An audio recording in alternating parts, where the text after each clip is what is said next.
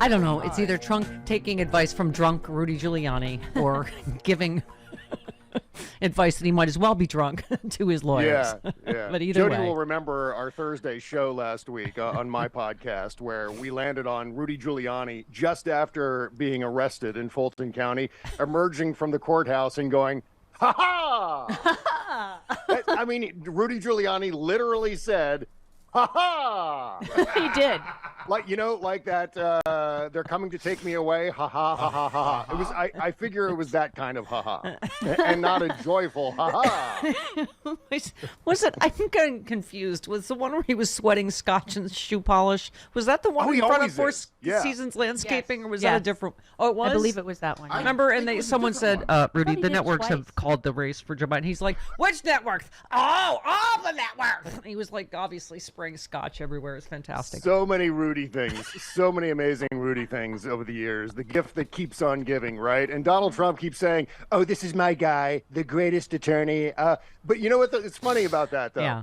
Because Donald Trump keeps stiffing him. Donald Trump isn't paying Rudy Giuliani.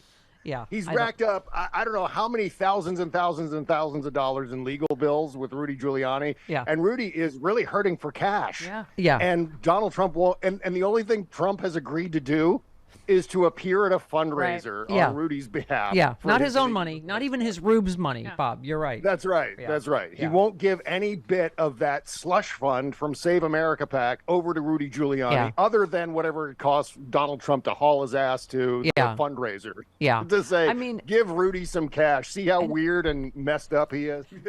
This is glorious to behold, just the whining and gnashing of teeth over Judge Judkins setting March 4th. And she basically said to his attorney, "Stop whining."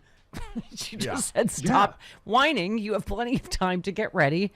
I love Palmer Report said, "No, House Republicans can't defund Jack Smith's probe. No, House Republicans can't stop Trump's trials from happening by shutting down the government.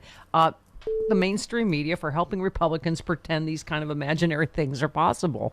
They're not going to be able to remove Fonnie Willis, whatever all these, look over theirs that the media covers, right?" Yeah.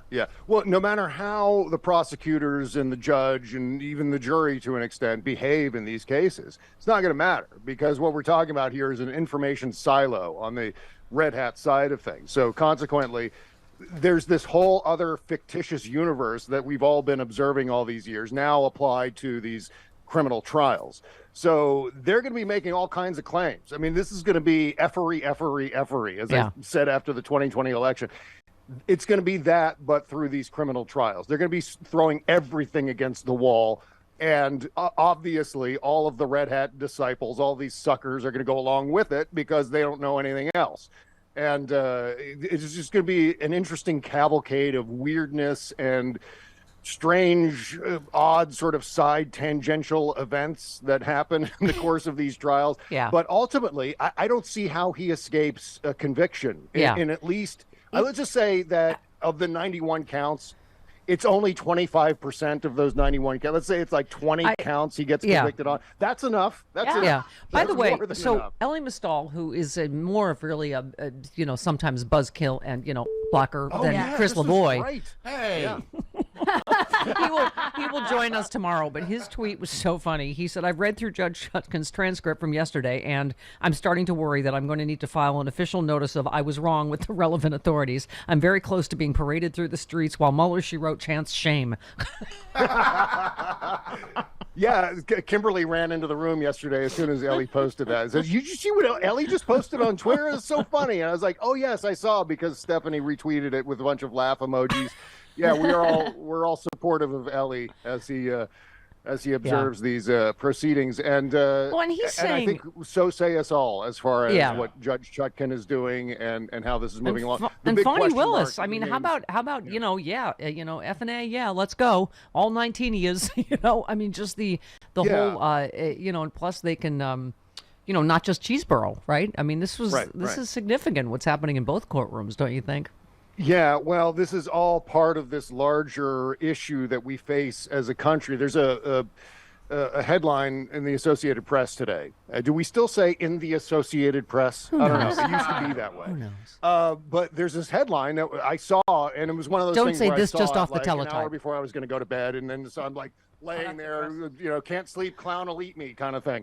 And I'm thinking of this headline, which is that conservative groups draw up plan to dismantle the U.S. government and replace it with Trump's vision. Yeah. Oh, yeah.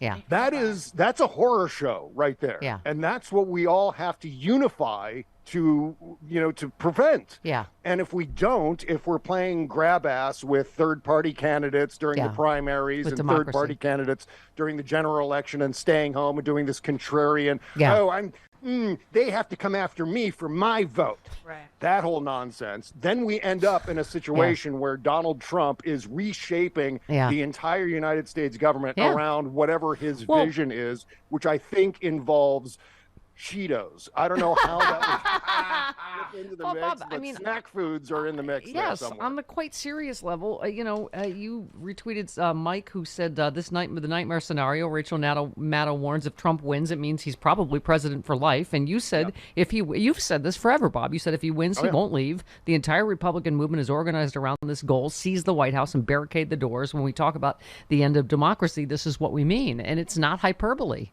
right? Yeah, when you're It's absolutely true. And what Rachel said is something, that we've been saying on this show for many, many years now, which is, and we were saying it leading up to the 2020 election too, that if given the chance, this guy will barricade himself inside the White House and never, ever leave. What he wants to be is Vladimir Putin. He wants to be America's Putin and stay there. And then he's got an entire Republican Party apparatus, an entire infrastructure, a machine working behind him to set this up, to make sure that the infrastructure is in place so that when he does seize the White House, then he'll be able to more easily manage this full takeover of the United States government, flushing out anyone who's undesirable, prosecuting, perhaps black bagging his enemies in the process. Yeah. The worst things we can imagine Donald Trump would do in that position again, I think those are reasonable things to be concerned about.